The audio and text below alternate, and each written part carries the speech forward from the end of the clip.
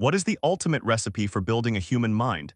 If you ask 8 different countries this question, you will get 8 completely contradictory answers. In some places, your entire future is determined by a single terrifying exam. In others, you aren't even given a letter grade until you're a teenager. Some systems prioritize extreme discipline, some prioritize mental health, and others prioritize Friday night football. Today, we are traveling across the globe to decode the education systems of 8 major countries. We'll look at the brilliant strategies, the glaring flaws, and the cultural secrets that define how the world learns. Let's start by looking at a country that looked at the global standard for education and threw it completely out the window: Finland. If most of the world is about competition, Finland is about extreme trust. Here, children do not even start formal academic schooling until they are 7 years old. Before that, it's entirely play-based. Once they do start, there are almost no standardized tests. There are no school rankings, homework is minimal. The school days are notably short and students get massive breaks to go play outside even in freezing weather. So how do they frequently dominate global education rankings? They elevate their teachers. In Finland, teaching is as prestigious as being a doctor or a lawyer. Every teacher must have a master's degree, which is fully paid for by the government. Because the government knows the teachers are absolute experts, they don't force them to follow rigid national curriculums. They trust them to teach how they see fit. The Finnish philosophy is simple: let kids be kids, reduce their anxiety, and they will naturally want to learn. However, some argue this relaxed, egalitarian approach works beautifully for a small, wealthy, homogeneous nation, but would instantly collapse in a massive, hyper-competitive economy. And if you want to see what a hyper-competitive economy looks like, you look to South Korea. South Korea took a war-torn nation in the 1950s and transformed it into a global economic powerhouse in a few decades. Their weapon of choice? A relentless, borderline obsessive dedication to education. In South Korea, the school day doesn't end when the sun goes down.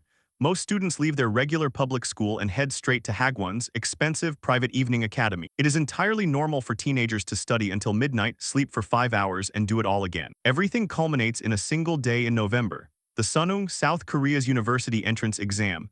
This 8-hour marathon test is so culturally monumental that the entire country alters its reality for it. Construction sites halt. The stock market opens late to keep the roads clear for students. And commercial airplanes are grounded during the English listening portion so the noise doesn't distract the test takers. The result is a workforce that is insanely disciplined and highly educated. But the cost is immense. The financial burden of Hagwons is so high it's literally causing South Korea's birth rate to plummet, and the psychological pressure on teenagers is a national crisis. Just across the sea, Japan also values extreme discipline, but their methodology is entirely different. Japanese schools are engines of moral and social engineering. The Japanese system is built on a concept of communal independence. From the very first grade, children walk or take public transit to school without their parent. Inside the school, you won't find many janitors. Why? Because of asogi. Every day, students are required to scrub the toilets, sweep the halls, and wipe the chalkboards themselves. At lunchtime, students serve the food to their peers and eat together in the classroom. The goal isn't just to teach math and science, it's to teach that you are a small part of a larger whole. You clean the school so you learn not to litter. You serve the food so you learn gratitude. The criticism of the Japanese system is the phrase: the nail that sticks out gets hammered down. The system demands conformity. Individuality, rebelliousness, and out-of-the-box thinking are often discouraged. But in exchange, they produce a deeply respectful, harmonious, and highly functional society. Now let's leave Asia for a moment and look at the West. To understand the American education system, you have to understand one fundamental rule: there is no single American education system. There are roughly 13,000 of them. Unlike most countries where the national government dictates everything, U.S. schools are hyper-local. And crucially, they are largely funded by local property taxes. This creates the infamous zip code lottery. If you live in a wealthy neighborhood, your public school might have a robotics lab, an Olympic-sized pool, and MacBooks for every student. Drive 20 minutes into a lower-income neighborhood and the school might be struggling to buy up-to-date textbooks. But what makes the U.S. truly unique globally is its obsession with what happens outside the classroom.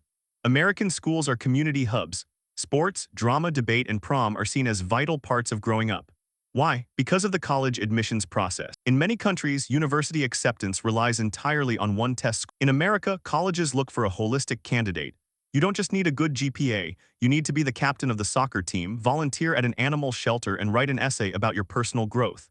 It produces highly confident, well-rounded, and creative communicators. But critics argue the massive inequality in funding, paired with the staggering cost of American universities, makes it a system where money heavily tips the scale. While the American system is highly decentralized and focused on holistic development, the Chinese system is built on something entirely different: scale and standardization. If you want to understand the Chinese school system, we are talking about 200 million students in the K-12 system alone. How do you decide who gets the best jobs in a country of 1.4 billion people? You build the ultimate filter. You build the Gaokao. The Gaokao is the most grueling entrance exam on the planet.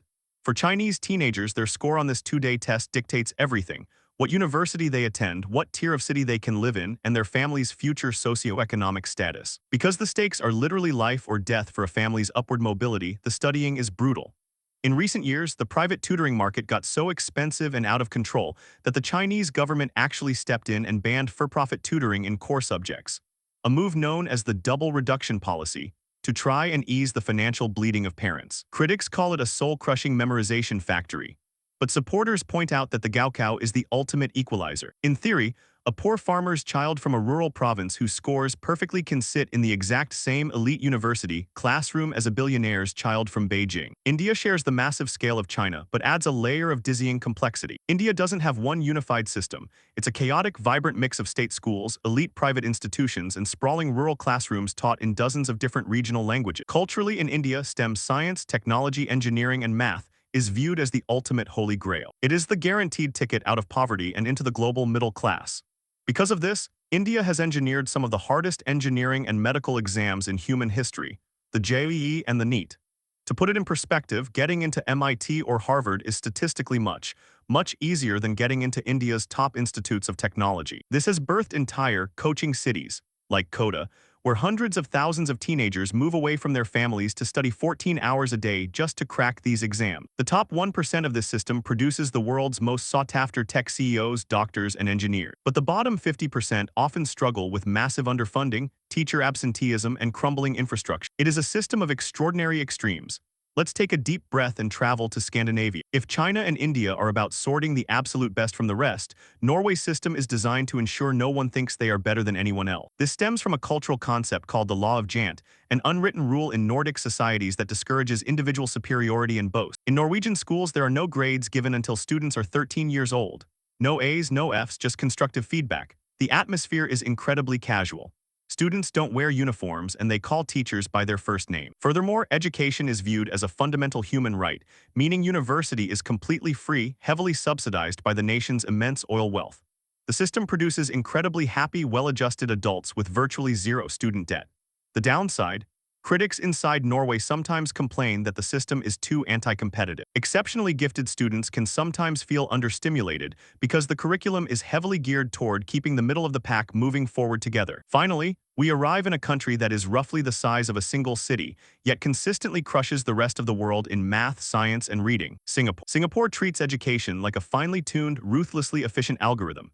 The system relies heavily on a philosophy of strict meritocracy and tracking. At just 12 years old, Singaporean students take a monumental exam called the PSLE, Primary School Leaving Examination. Your score on this test dictates exactly which academic track you will be placed on for high school. It's incredibly stressful, but the government argues that sorting students early allows teachers to tailor the pace of learning to the child's exact cognitive ability. Singapore is also famous for bilingualism. Every student learns English alongside their mother tongue, and Singapore Math, a visual method of teaching mathematics so effective it's been exported globally. While the system produces sheer academic dominance, the government recently realized the pressure cooker was burning kids out. In response, they've started removing class rankings from report cards to subtly shift the culture away from beating your peers and toward personal mastery. A country's education system is essentially a mirror. It reflects a society's deepest fears, its greatest hopes, and its ultimate values. Finland values trust and well-being. South Korea values grueling meritocracy. Japan values the harmony of the group. America values well-rounded individualism. China values the ultimate filter. India relies on STEM as an economic life raft. Norway values absolute equality. And Singapore values hyperefficiency. None of them have the perfect answer because there is no perfect way to build a human mind. Every advantage comes with a distinct cultural tax, but I'm curious, now that you've seen the spectrum, if you had to raise a child in just one of these 8 systems, which one are you choosing and why? Let me know down in the comments. What is the ultimate purpose of locking a human being inside a cage? If you ask 10 different countries this question, you will get 10 completely contradictory answers. In some places, a prison is an ultra-violent war zone run entirely by gang leaders. In others, inmates have their own flat-screen TVs, personal kitchens, and the right to vote. Some systems exist purely to inflict suffering, some are highly profitable corporations, and others are essentially extreme psychological experiments in social engineering. Today, we are traveling across the globe to decode the prison systems of 10 major countries. We'll look at the brutal punishments, the radical rehabilitation strategies, and the cultural secrets that define how the world deals with its darkest elements. Let's start by looking at a country that looked at the global standard for punishment and threw it completely out the window: Norway. If most of the world is about retribution, Norway is about extreme normalization. Here, maximum security prisons look exactly like modern college campuses. Take Halden Prison, for example. There are no bars on the windows. Inmates have their own private en-suite bathrooms, mini fridges, and unbarred views of the surrounding pine forests. They have access to professional recording studios, video games, and fully equipped kitchens where they cook meals using metal knives. How can a country justify treating murderers and drug traffickers like this? The Norwegian philosophy is based on the principle of normality. They believe the punishment is only the restriction of liberty. The loss of freedom is the sentence. The prison itself should not be an additional torture chamber. Norway's goal is simple: you are releasing your neighbor. If you treat a man like a caged animal for 10 years, he will act like an animal when he gets out. If you treat him like a citizen, he will act like one. The result? Norway has one of the lowest recidivism, reoffending rates in the entire world, hovering around 20%. However, critics, especially those looking in from the outside, argue this system is an insult to victims of violent crime, providing a luxurious escape rather than true justice. And if you want to see what a system built entirely on harsh justice and scale looks like, you look to the United States. To understand the American penal system, you have to understand one fundamental rule: scale. The United States represents about 4% of the global population, but it holds roughly 20% of the world's prisoners. Nearly 2 million people are locked up on any given day. Unlike Norway, the US system is deeply tied to capitalism and hyperpunishment. In America, prisons are major economies. Some facilities are operated by massive for-profit private corporations that actually require the government to keep beds full. Within the walls, everything is monetized. Inmates work for literal pennies an hour making license plates or fighting wildfires, while their families are charged exorbitant rates just to make a 15-minute phone call to them. Culturally, America views prison as a place of exile and retribution.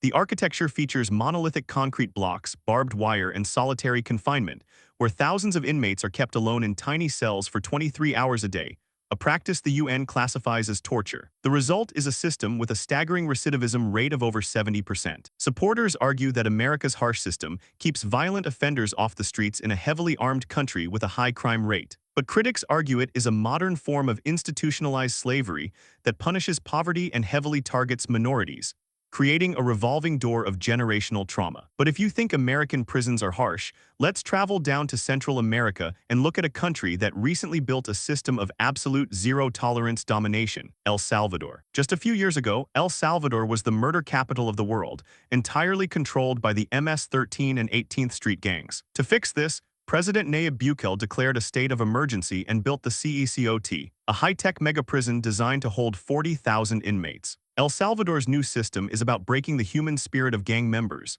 Inmates are stripped down to nothing but white boxers. Their heads are shaved. There are no mattresses. They sleep on stacked metal sheets in heavily overcrowded cells. They are not allowed outside for recreation. They are not allowed family visits. The philosophy here is collective punishment and utter eradication of gang culture. The police were given the power to arrest anyone who even looked like a gang member without a warrant. The result? El Salvador's murder rate plummeted to almost zero, and citizens feel safer than they have in a century. The cost? Human rights organizations estimate thousands of completely innocent people have been swept up in the arrests, locked away in brutal conditions with virtually no hope of a fair trial. It is a system of guilty until proven innocent. Now let's cross the Pacific to a country that also demands absolute obedience, but achieves it not through brute force, but through agonizing, microscopic discipline: Japan. Japanese prisons are engines of extreme social engineering and moral perfectionism. If America relies on physical walls, Japan relies on psychological walls. In a Japanese prison, inmates are forbidden from speaking unless spoken to. When they walk down the halls, they must march in strict military formation, swinging their arms at an exact 90-degree angle. When they sit in their cells, they are often required to sit in a rigid cross-legged position for hours on end, facing the wall in absolute silence. Even the way an inmate folds their blanket or places their toothbrush is strictly mandated by the guards. The goal of the Japanese system is to instill a profound sense of shame, remorse, and realignment with communal harmony. You broke the social contract of Japan, and you will learn to follow the rules down to the millimeter before you are allowed back out. Interestingly, Japan is facing a bizarre crisis: a massive elderly prison population. Because of poverty and isolation, some Japanese senior citizens purposely shoplift just to go to prison, because the prison guarantees them 3 meals a day, healthcare, and a highly structured, peaceful environment. While Japan forces inmates to conform, Germany operates on an entirely different legal philosophy: Menschenwürde, or human dignity. In Germany, the constitution explicitly states that human dignity is inviolable, and this applies directly to prisoners. Unlike in the US or Japan, German inmates do not wear prison uniforms. They wear their own normal clothes. They maintain their right to vote in national elections. The German system operates on the belief that a prisoner will one day return to society, so the prison must simulate society as much as possible. Guards are not called guards. They are highly trained therapists, social workers, and correctional educators whose training takes 2 years, compared to a few weeks in many US states. Inmates are paid a fair wage for their work and are expected to learn trades. If they show progress, German inmates get furloughs, meaning they can literally leave the prison on the weekend to visit their families, go grocery shopping, or attend a class, before returning to their cell on Sunday night. It produces highly functional, rehabilitated adults, though critics occasionally argue it lacks the deterrent factor for truly sociopathic offenders. While Germany focuses on the individual, the Chinese prison system is built entirely around the utility of the state. China operates a massive, highly secretive penal system. If you want to understand the Chinese model, you have to understand the phrase Laogai, which translates to reform through labor. In China, the prison system is heavily integrated into the national economy. Inmates are put to work in massive factory setups, manufacturing goods, mining, or farming. But the labor is only half of the equation, the other half is ideological. Inmates undergo intense political re-education. They must memorize state doctrines, sing patriotic songs, and write extensive self-criticism essays. The system relies heavily on modern surveillance. Inside Chinese prisons, AI cameras track the facial expressions and micro-movements of inmates to predict fights or detect distress. Critics and international watchdogs condemn the system for its lack of transparency, a near 99% conviction rate in the courts, and the use of massive internment camps for political dissidents and ethnic minorities in regions like Xinjiang. Supporters of the government argue it creates a highly ordered society where crime is effectively erased from public life. India shares the massive scale of China, but adds a layer of dizzying, chaotic complexity. To understand India's prison system, you must learn the word under trial. In India, roughly 75% of the people sitting in prison have not been convicted of a crime. Because India's judicial system is massively underfunded and incredibly slow, a person accused of a minor theft might sit in a squalid, overcrowded prison for 5 years waiting for a judge to hear their case, even though the maximum sentence for their crime is only 2 years. Indian prisons are a system of staggering extremes. Overcrowding is severe, with some prisons operating at 150% to 200% capacity. Inside these massive complexes, like the famous Tihar jail in Delhi, society's inequalities are magnified. Wealthy politicians or mafia bosses can often bribe their way into VIP treatment, receiving home-cooked meals, cell phones, and comfortable beds. Meanwhile, the poorest citizens, who cannot afford bail, languish in cramped, sweltering cells sleeping on the floor. Despite this, India has initiated incredible internal reform programs, including Vipassana meditation, retreats inside maximum security yards, where hardened criminals sit in absolute silence for 10 days to confront their internal trauma. If India struggles with overcrowding, South Africa struggles with absolute internal control. The South African prison system is legendary for one terrifying reality: the guards do not run the prisons. The gangs do. South African prisons are dominated by the numbers gangs: the 26s, the 27s, and the 28s. These gangs originated over a century ago and have evolved into a highly complex militaristic society behind bars. When a new inmate arrives at a facility like Palsmore Prison in Cape Town, the state essentially hands them over to the gangs. The gangs dictate everything. They decide where you sleep, what you eat, and who you are. The 26s acquire the money and smuggle goods. The 27s are the enforcers and blood spillers. The 28s control the domestic duties and sexual hierarchy. To the outside world, it looks like pure chaos and horrific violence. But from the inside, it is an incredibly strict, ruthless system of governance. Because the South African state historically underfunded and neglected these prisons, the inmates created their own horrific version of law and order. This phenomenon of gang control is mirrored closely in Brazil. In Brazil, massive gangs like the PCC, First Capital Command, didn't just form in prisons. They were born there and eventually took over the outside world. Brazilian prisons are notoriously brutal, overcrowded, and prone to massive riots where rival cartels routinely behead one another. But what makes Brazil unique is the leverage the prisoners have over the government. The PCC controls the drug trade in the favelas, slums of Rio and Sao Paulo entirely via smuggled cell phones from inside maximum security cells. If the prison wardens try to take away the inmates' privileges, the gang leaders will simply make a phone call and order their members on the outside to burn city buses and shut down the economy. In Brazil, the prison system isn't a place of exile. It serves as the heavily fortified corporate headquarters for the nation's most powerful cartels. Finally, we arrive in a country that attempts to solve the chaos of incarceration with absolute hyper-efficient technology: South Korea. South Korea views the prison system through a lens of high-tech stratification. When you enter a South Korean prison, you are thoroughly evaluated and placed into a strict hierarchy based on your psychological profile and crime. The facilities are incredibly clean, quiet, and hyper-regulated. But what makes South Korea unique is their deployment of robotic prison guards. These AI-driven robots patrol the hallways 24/7, using 3D cameras and sophisticated software to monitor inmates' behavior, body temperature, and emotional states, instantly alerting human guards to potential suicides or fights. Inmates who show good behavior are moved to specialized facilities with higher privileges, where they can learn advanced tech skills, coding, and foreign languages. But for those on the lowest tier, the system is deeply isolating, with very little human contact, relying entirely on screens, intercoms, and cameras to govern daily life. It is safe, it is efficient, but it is deeply dystopian. A country's prison system is essentially a mirror. It reflects a society's deepest fears, its greatest hopes, and its ultimate values. Norway values forgiveness and human dignity. America values punishment, scale, and profit. El Salvador values the absolute eradication of fear at any cost. Japan values strict obedience to the collective. Germany values the preservation of rights. China values the utility of the state. India struggles under the weight of its own bureaucracy. South Africa and Brazil show what happens when the state abandons its walls to the inmates. And South Korea values hyper-efficient, technological order. None of them have a completely flawless answer, because there is no perfect way to deal with the darkest aspects of human nature. Every form of justice comes with a distinct moral tax. But I'm curious, now that you've seen the spectrum, if you had to spend 5 years in just one of these 10 systems, which one are you choosing and why? Let me know down in the comments.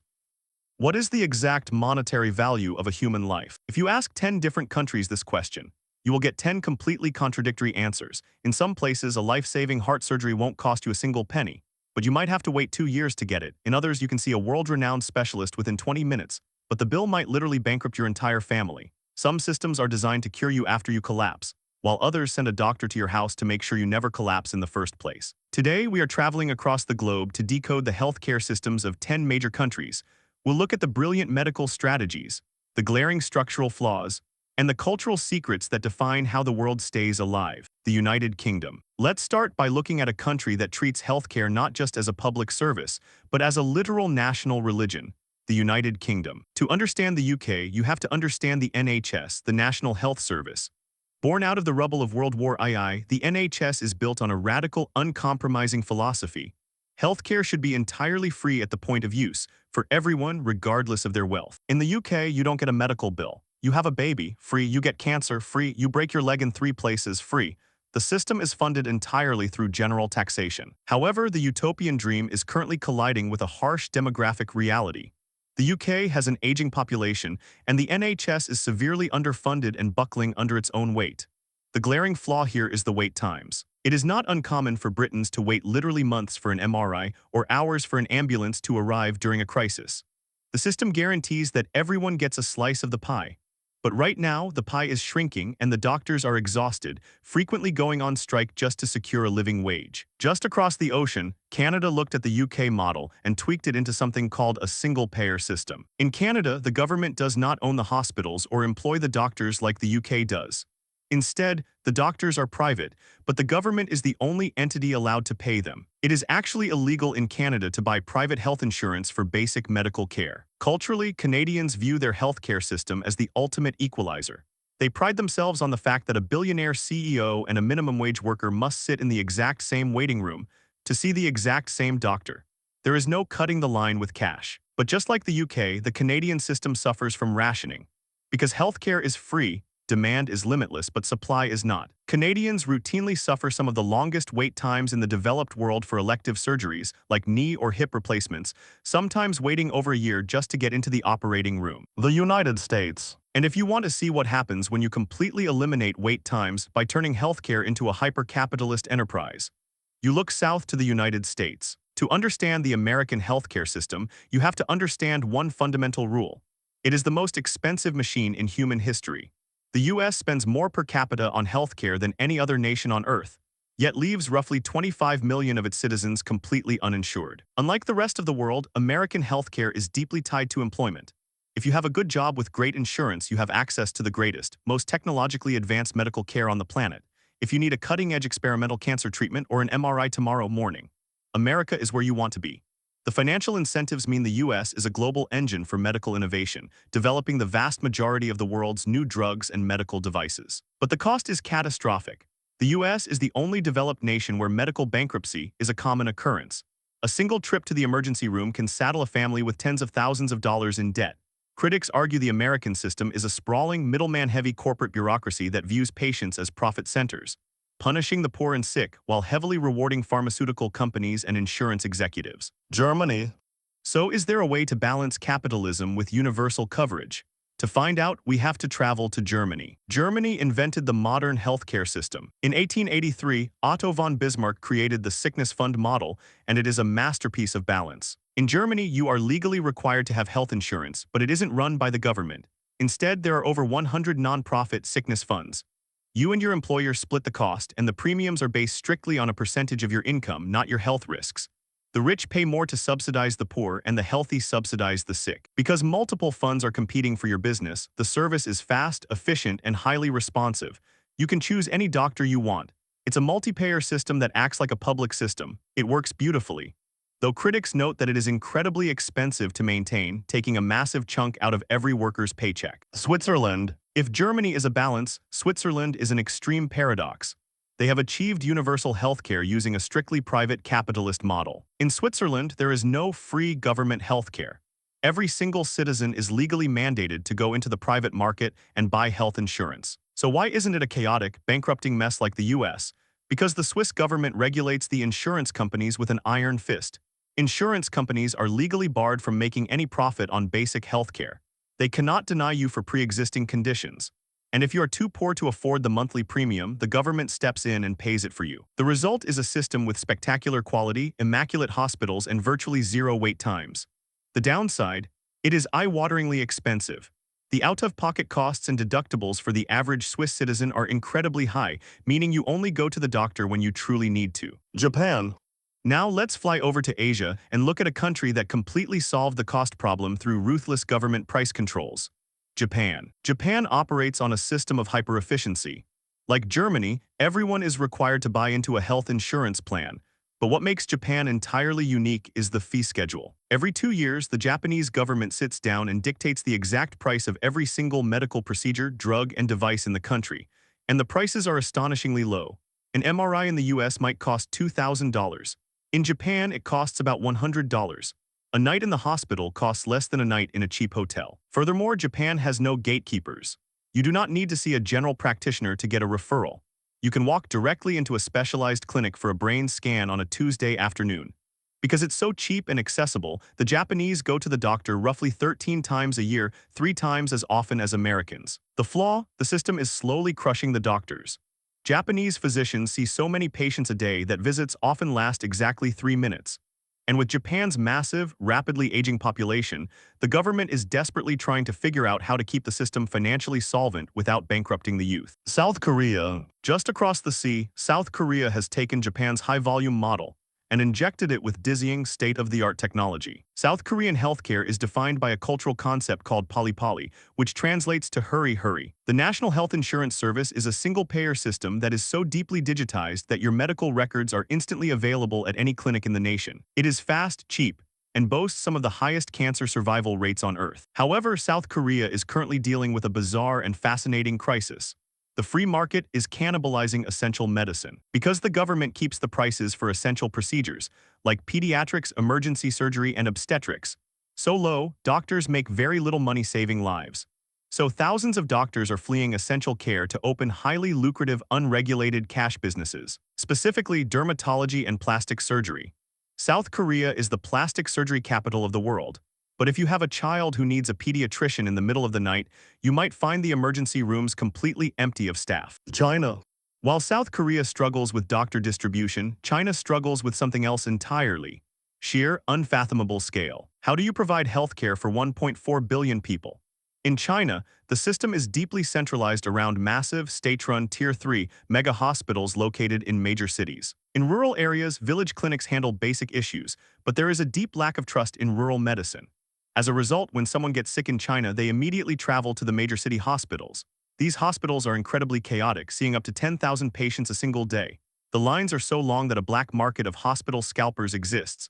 People who literally buy up doctors' appointments and sell them at a massive markup to desperate patients in the lobby. Interestingly, China operates a dual medical system. In the exact same hospital, you can be prescribed cutting-edge Western chemotherapy and then walk down the hall to be prescribed traditional Chinese medicine, like herbal remedies and acupuncture, which the government heavily subsidizes and promotes as an equal science. India. India shares the immense scale of China, but adds a layer of staggering economic disparity. India's healthcare system is a world of two completely different realities. On one hand, India is the global capital of medical tourism. They have elite, private, hypermodern hospitals staffed by English-speaking, Western-trained surgeons.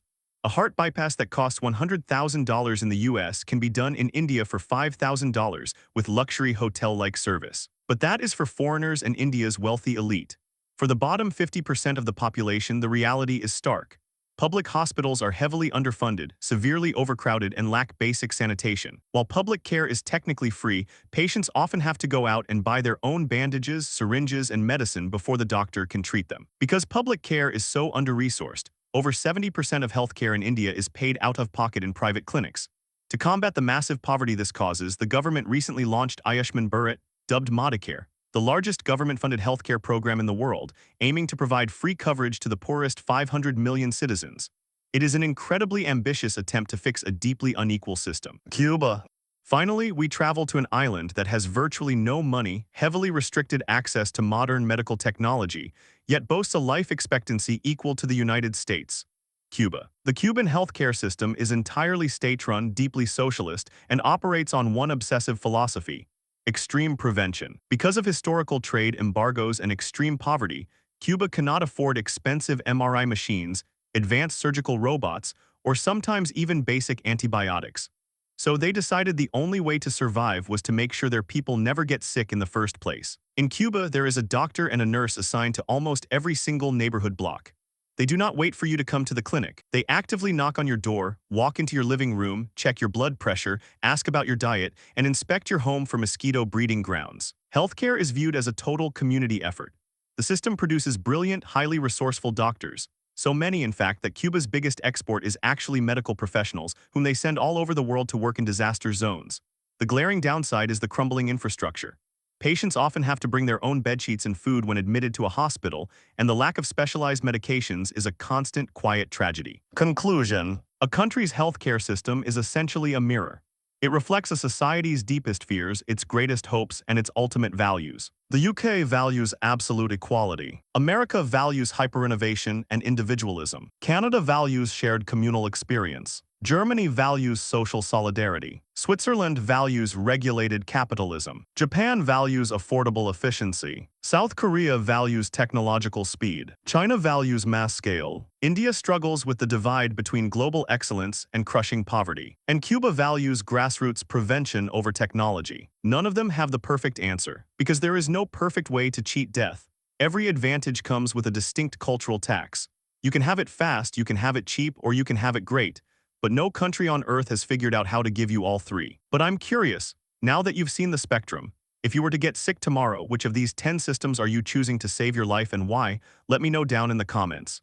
Today, we are traveling across the globe to decode how racism, xenophobia, and systemic discrimination manifest in 8 major countries. We'll look at the historical tragedies, the modern legal systems, and the deeply ingrained cultural secrets that define how the world isolates its own people. Let's start by looking at a country where racism was not just a social attitude, but a hyper-efficient, legally enforced, Physical machine, South Africa. If most of the world's modern racism is subtle, South Africa's history is a glaring, brutal blueprint of institutionalized segregation. For nearly 50 years, the country operated under apartheid, a system of absolute white minority rule. But apartheid wasn't just a set of laws. It was a physical restructuring of reality. The government literally bulldozed mixed-race neighborhoods and forced millions of black South Africans into tightly controlled, impoverished outskirts called townships. Everything was segregated down to the microscopic level. There were separate beaches, separate park benches, separate bridges, and separate ambulances. A black South African was legally required to carry a passbook, essentially an internal passport, just to walk down the street in a white neighborhood. Today, apartheid has been legally abolished for 3 decades, but the physical scars remain entirely visible from outer space. If you look at aerial photos of modern South Africa, you will see lush, green, wealthy suburbs featuring Olympic-sized swimming pools, sitting right next to barren, densely packed tin-roof slums. The laws were erased, but the economic architecture of racism remains firmly intact, making South Africa one of the most unequal societies on planet Earth. But if you want to understand a country that was fundamentally built on the promise of absolute equality, yet still struggles with a deeply embedded racial hierarchy, you look to America. To understand the American system of race, you have to understand its ultimate paradox. It is a nation that markets itself as the ultimate melting pot, yet its foundational economy was entirely built on the backs of the transatlantic slave trade. In America today, racism rarely looks like the burning crosses or segregated water fountains of the Jim Crow era. Instead, it has mutated into something entirely systemic and institutional. It is hidden in property values and zip codes. For decades in the 20th century, the American government practiced redlining. Banks would literally draw a red line on a map around black neighborhoods and refuse to give mortgages to anyone living inside them. Because the primary way Americans build generational wealth is through homeownership, this legally enforced poverty cascaded down through generations. This systemic divide bleeds directly into the American justice system. The United States has the highest incarceration rate in the world, and statistically, Black Americans are imprisoned at nearly 5 times the rate of white Americans. To many critics around the world,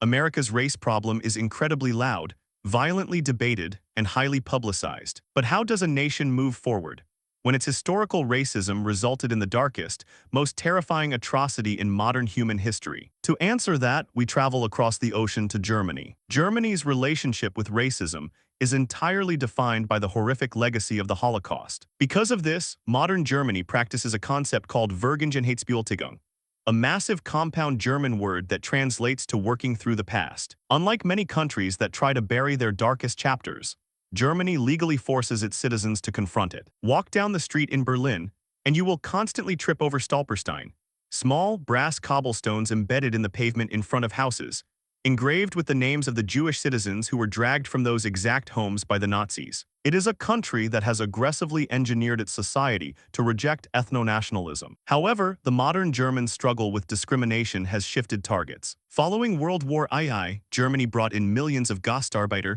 or Turkish guest workers, to rebuild their bombed-out economy. They were expected to work and live, but they stayed. Decades later, and following the recent intake of over 1 million Syrian refugees, Germany is fracturing. A massive cultural divide exists between ethnic Germans and Middle Eastern immigrants, leading to the explosive rise of the AfD, a far-right, anti-immigrant political party. Germany conquered the demons of its past, but it is currently battling the xenophobia of its present. Let's take a deep breath and travel north to Scandinavia. If America and Germany are engaged in loud, violent reckonings with race, Norway's system of discrimination operates entirely in the shadows of a progressive utopia. Globally, Norway is viewed as the absolute peak of human civilization, wealthy, peaceful, egalitarian, and incredibly trusting. But this extreme social trust is built on extreme homogeneity. When everyone looks exactly the same and shares the exact same cultural background, society functions like a well-oiled machine. But when outsiders enter, the machine subtly rejects them. In Norway, discrimination is deeply tied to the law of Jant, an unwritten Nordic social code that demands conformity and discourages sticking out. If you are an immigrant from Somalia or Pakistan, you are expected to assimilate instantly and flawlessly. Systemic bias here is quiet. A perfectly qualified applicant with an Arabic-sounding last name has a statistically massive disadvantage in getting called for a job interview, compared to someone named Olsen or Hansen. Furthermore, Norway has a dark, swept-under-the-rug history with its own indigenous people, The Sami. For decades, the Norwegian government operated aggressive Norwegianization policies, forcing Sami children into boarding schools, banning their native language, and violently erasing their culture. Norway is a paradise, but critics argue it is primarily a paradise designed for ethnic Norwegians. Now, let's leave the West entirely and look at a country that also values extreme homogeneity, but enforces it through rigid social isolation: Japan. If you want to understand the Japanese approach to outsiders, you have to understand the word gaijin. It translates directly to outside person. Japan is 98% ethnic Japanese. It is an island nation that historically sealed its borders from the outside world for over 2 centuries,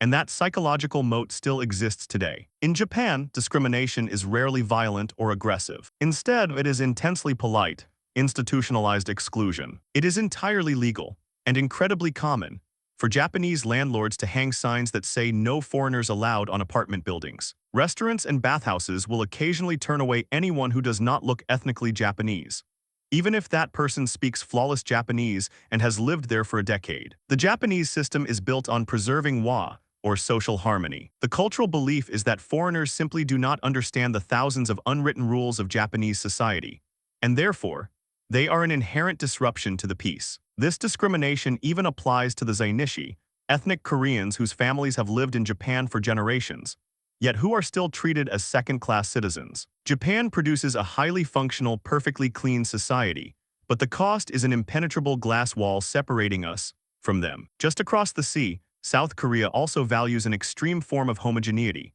but their methodology is driven by a fierce historical blood nationalism. South Korea's social identity revolves around the concept of Danal Minjak, the myth of the single bloodline. For generations, South Koreans were taught that their strength, their rapid economic rise from the ashes of war, and their cultural unity stem from the purity of the Korean race. This pureblood nationalism has birthed a severe hierarchy of discrimination, heavily fueled by colorism. In South Korea, if you are a white English-speaking expat from America or Europe, you are generally treated with high respect and offered a premium social status. But if you are a darker-skinned immigrant from Southeast Asia, like the hundreds of thousands of Filipinos, Vietnamese, or Thais who work in South Korea's grueling factory and agricultural sectors, you are often subjected to brutal labor abuses, verbal degradation, and severe social isolation. South Korea is currently facing the lowest birth rate in human history. To survive economically, they desperately need millions of immigrants. But their deep-seated cultural resistance to mixing bloodlines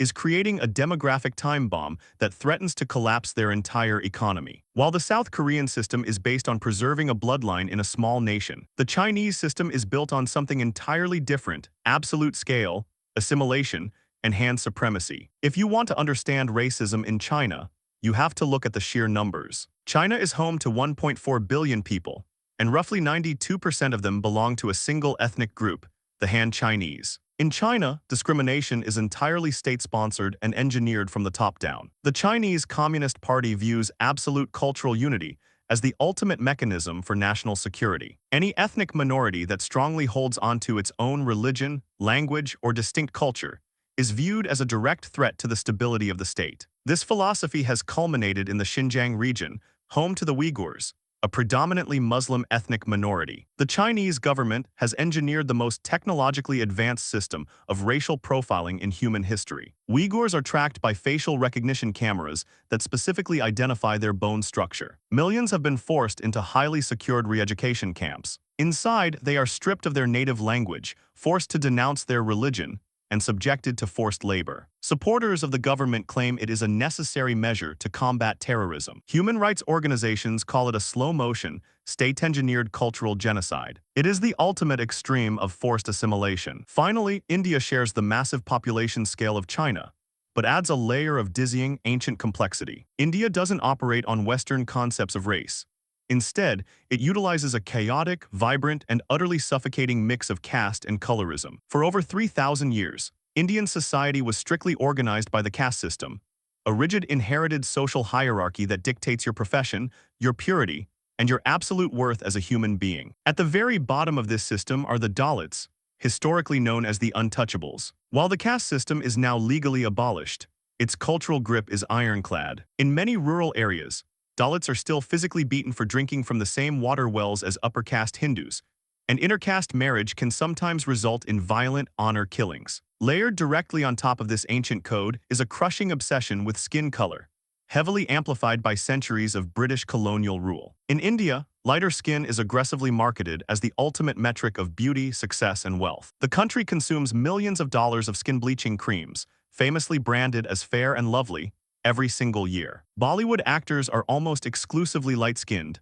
while darker-skinned Indians are frequently stereotyped, passed over for marriages, and socially downgraded. It is a system where your destiny is heavily influenced by the exact shade of brown you happen to be born with. A country's system of discrimination is essentially a dark mirror. It reflects a society's deepest historical traumas, its greatest economic fears, and its ultimate vulnerabilities. South Africa's racism was architectural. America's is systemic and wealth-driven. Germany's is a reaction to historical trauma. Norway's is hidden behind progressive conformity. Japan's is built on isolationist harmony. South Korea's is fueled by pureblood nationalism. China's is driven by state-mandated assimilation. And India's is chained to ancient hierarchies and colonial echoes. None of these nations have solved the problem, because human tribalism is an inherently flawed algorithm. Every society struggles to balance the comfort of the in-group with the humanity of the outsider. But I'm curious, now that you've seen the global spectrum of how societies divide themselves, which country do you think has the hardest path to true equality, and why? Let me know down in the comments. In some places, a police officer is basically a heavily armed soldier fighting a daily urban war. In others, they are essentially neighborhood social workers who aren't even allowed to carry a gun. Some systems are funded by massive federal budgets, while others rely entirely on local property taxes. Some can kick your door down without asking, while others need a judge's permission just to look in your car. Let's start by looking at a country where the line between peace officer and soldier is increasingly blurred. The United States of America. You are driving down a dark stretch of Interstate 95. Your taillight is out, and suddenly red and blue lights flash in your rearview mirror. You pull over. You immediately roll down your window, turn on the interior dome light, and put both your hands firmly on the top of the steering wheel.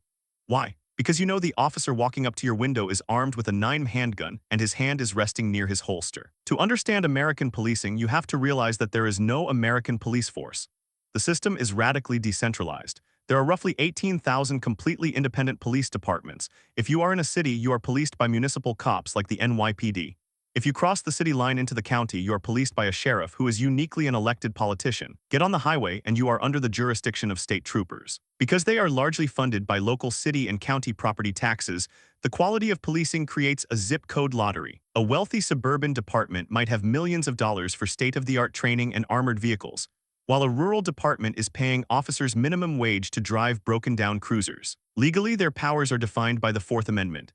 They cannot search your car without a warrant or probable cause, but in practice, courts have granted them immense leeway, including Terry stops, stop and frisk, if they reasonably suspect you are armed. Furthermore, American police unions are some of the most powerful political entities in the country. They passionately defend a legal doctrine called qualified immunity, which makes it incredibly difficult to personally sue an officer for violating your civil rights. The result is a highly fragmented, heavily armed force that fatally shoots roughly 1,000 people a year. If you want to see a system built entirely on centralized community trust, you just have to look across the Atlantic to the United Kingdom. You are standing outside a crowded pub in London. A drunken scuffle breaks out between two men. Within minutes, a Metropolitan Police officer arrives. He walks right into the middle of the fight. You look at his belt, there is no gun. He has a high-vis yellow vest, a radio, a baton, and pepper spray. Using a calm, authoritative voice, he talks the men down and diffuses the situation. This is the British concept of policing by consent. The philosophy states that police power comes from the public's approval, not the raw power of the state. Unlike the US's 18,000 departments, England and Wales are streamlined into just 43 regional constabularies, funded by a mix of local council taxes and a massive central grant from the National Home Office. Because over 90% of frontline British officers are unarmed, they rely heavily on the Police and Criminal Evidence Act PACE. This strict law governs exactly how they can search or arrest you. They can stop and search you in the street if they have reasonable grounds to suspect you are carrying weapons or drugs, but every search must be meticulously documented and recorded on body cameras. British police unions, the Police Federation, are essentially lobbying groups. By law, British police officers are actually forbidden from going on strike. So how do you heavily arm a police force but ensure they almost never pull the trigger? You travel to Germany. You are sitting in a modern police academy classroom in Berlin. You aren't learning how to breach a door. Instead, you are studying constitutional law, psychology, and de-escalation tactics. German policing operates on a federal level, divided primarily into the Landespolizei state police, who handle daily crime, and the Bundespolizei federal police, who handle borders and terrorism. Funded entirely by robust state and federal budgets, the training is arguably the best in the world.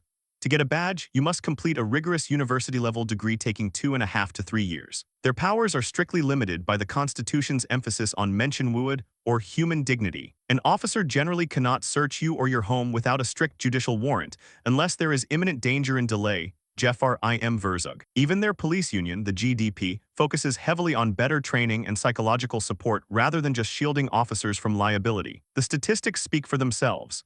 In an entire year, policing 83 million people, the entire German police force might fire fewer than 50 bullets at suspects. If Germany is about restrained armament, Norway takes de-escalation to an absolute extreme. You are walking through a snowy plaza in Oslo when a man starts aggressively screaming at pedestrians. A police car pulls up. The officers get out to confront him, but you notice something incredible. They have guns, but the guns are securely locked inside a safe bolted to the inside of the patrol car. Norway operates a single, highly centralized national police service funded directly by the national government. To access their weapon, an officer must radio the chief of police and get explicit, real-time permission to unlock the safe. They cannot arbitrarily search you. Their powers of arrest and search are deeply restricted to prevent any abuse of state power. This requires intense education, a 3-year bachelor's degree, and produces incredible public trust. But this ultra-pacifist approach has a terrifying cultural tax. During the tragic 2011 Utoya Island terrorist attack, the local police response was heavily criticized as being fatally slow because of this rigid bureaucratic chain of command regarding firearms. Now let's leave the quiet streets of Scandinavia and look at a country where the police are fighting a literal daily urban war. Brazil. You are navigating the steep, labyrinth-like alleys of a favela in Rio de Janeiro. Suddenly, the sound of heavy diesel engines echoes off the brick walls. A black armored personnel carrier, known as a Caveiro Big Skull, rolls up the hill. Officers dressed entirely in black jump out, holding military-grade assault rifles. Brazilian policing is bizarrely split into 2 main branches. The military police, who do street patrols and wear uniforms, and the civil police, who wear plain clothes and do detective work. Funded by state governments, they are often severely underpaid, which historically breeds deep corruption. In theory, Brazilian police need a warrant to enter a home. In reality, when dealing with the favelas, which are often controlled by heavily armed drug cartels, the police operate under a state of quasi-urban warfare. They frequently conduct massive military-style raids where the concept of probable cause goes out the window. Brazilian police are responsible for thousands of civilian and suspect deaths every year, operating with a shoot first, ask questions later mentality. If Brazil's state police are overwhelmed by cartels, South Africa's state police are overwhelmed by something else entirely. The free market. You are waking up in a middle-class home in Johannesburg. You hear a window shatter downstairs. You do not dial 10,111 for the national police. Instead, you reach over and press a silent panic button next to your bed. Within 2 minutes, a private, heavily armed corporate security team arrives at your front gate. The South African Police Service, SAPS, is a massive national entity, but it is famously underfunded, severely understaffed, and plagued by internal corruption. Because the state cannot guarantee safety, privatization took over. In South Africa, private security officers outnumber official public police by a staggering ratio of roughly 4 to 1. Funded entirely by monthly subscriptions from wealthy citizens and businesses, these private armies have no more legal power than a regular citizen. They rely on citizens' arrest laws. Yet they patrol with assault rifles and armored trucks. It is a system of absolute inequality.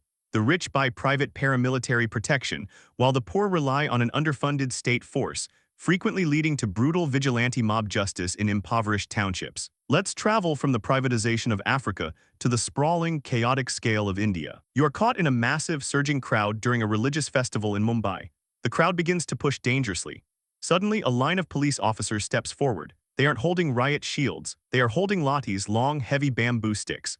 They swing them in unison, striking the ground and occasionally the legs of the crowd to physically push the mass of humanity back. India's policing structure is a direct legacy of the British Empire's Police Act of 1861, which was originally designed not to serve the public, but to control the masses. Policing is a state subject, meaning each of India's 28 states funds and runs its own force, led by elite, federally trained officers from the Indian Police Service, IPS. The legal powers of Indian police are vast.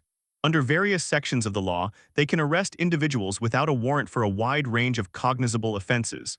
In some conflict-heavy regions, police are granted sweeping powers to search premises and detain suspects indefinitely. Because state budgets are tight, the average street constable is severely underpaid, works 14-hour shifts, and lacks basic forensic technology. This immense power combined with low pay makes bribery a chronic issue and has led to the controversial practice of encounters, extrajudicial police killings of gangsters when the slow court system fails. While India manages its scale through human manpower, China manages its massive scale through the ultimate technological filter: artificial intelligence. You are walking down a busy intersection in Beijing. You're in a hurry, so you decide to jaywalk across the street. You look around, you don't see a single police officer, but a block later your phone buzzes. It's a text message from the government. It contains a high-resolution photo of your face, a notice that you have been fined for jaywalking, and an alert that the money has already been deducted from your digital bank account. In China, the police are the Ministry of Public Security, a colossal, heavily funded arm of the Central Communist Party. They do not have independent unions. They are the literal enforcers of the state. Their legal power is virtually absolute. While the law technically requires warrants for arrests, in practice, for anything deemed a threat to national security or social stability, the police can detain you instantly. They utilize residential surveillance at a designated location, RSDL, allowing them to hold suspects in secret locations for up to 6 months without access to a lawyer. Combined with Skynet, a network of hundreds of millions of AI facial recognition cameras, the Chinese police have achieved incredibly low rates of street crime, but at the cost of total dystopian surveillance. If you want to see a society that achieves incredibly low crime without AI surveillance, you look to Japan. You are walking home in Tokyo and realize you lost your wallet. You don't go to a massive police precinct. You walk up to a koban, a tiny one-room police box nestled between a ramen shop and an apartment building. The officer inside offers you tea and helps you log the lost item. Japan operates under the National Police Agency, which sets the budget and standards, while prefectural regional police execute the patrols. Because violent crime is exceedingly rare, Japanese cops spend their days doing microscopic community policing. But beneath this friendly exterior is a deeply rigid, psychologically intense justice system. Japanese police have immense legal leverage. If they suspect you of a crime, they can legally hold you in Daiyo Kangoku substitute prisons for up to 23 days without officially charging you. During these 23 days, they do not need a warrant to interrogate you from morning to night, and you do not have the right to have a lawyer present during questioning. This system produces Japan's famous 99.9% conviction rate, but human rights groups highly criticize it as hostage justice. Finally, we travel to France, a country that views the police not just as public servants, but as the literal shield of the republic. You are standing near the Champs-Élysées in Paris during a massive labor strike. Some protesters start throwing cobblestones. Instantly, the air fills with thick white tear gas. Advancing down the boulevard like a Roman legion is the CRS, France's elite, heavily armored riot police. France has a highly centralized system divided into the national police, who police the cities, and the gendarmerie, who are literally a branch of the French armed forces policing rural areas. They are funded entirely by the national government. French police have incredibly broad powers. Under ongoing anti-terrorism laws, officers can conduct widespread identity checks and stop-and-search operations without probable cause in designated areas. Furthermore, French police unions like Alliance are aggressively powerful. Because France has a massive protest culture, the government heavily relies on the police to maintain order. In return, the police unions frequently threaten to strike or halt patrols if politicians attempt to restrict their legal protections or use of force policies. The result is a heavily armed, highly capable force that frequently clashes violently with its own citizens. A country's police force is essentially a mirror. It reflects a society's deepest fears, its greatest hopes, and its ultimate values. America values decentralized authority and firepower. The UK values public consent. Germany values constitutional dignity. Norway values pacifism. Brazil values ruthless survival. South Africa proves what happens when safety becomes a private commodity. India relies on sheer endurance and colonial structures. China values absolute technological control. Japan values societal harmony through psychological pressure. And France values the uncompromising authority of the state. None of them have the perfect answer, because there is no perfect way to grant a human being the power of violence. Now that you've seen the spectrum, if you were in danger or accused of a crime, which of these 10 police systems do you want dealing with you and why? Let me know down in the comments.